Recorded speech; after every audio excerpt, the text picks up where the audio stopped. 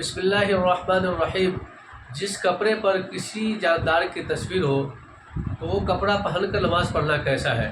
تو اسے آپ اس طور پر سمجھیں کہ جس کپڑے پر کسی بھی جاندار کی تصویر ہو، خواہ وہ آدمی کی ہو، شیر چیتے کی ہو، کتے بلی کی ہو، کسی بھی جاندار کی تصویر ہو، اور وہ تصویر دیکھتے ہی تصویر معلوم ہوتی ہو، ظاہر ہو رہی ہو، تو پھر اس تصویر والے کپڑے کو پہن کر نماز پڑھنا جائز نہیں ہے، بلکہ ایسے کپڑے میں نماز پڑھنا مکروہ تحریمی ہے۔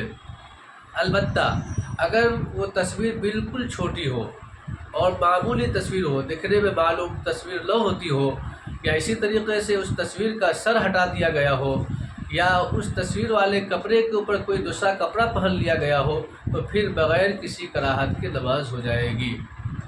لہٰذا ہمیں اور آپ کو ایسی تصویر والے کپڑے پہن کر نماز پڑھنے سے بچنی چاہیے جس میں نماز نہیں ہوتی ہے، جائز نہیں ہے۔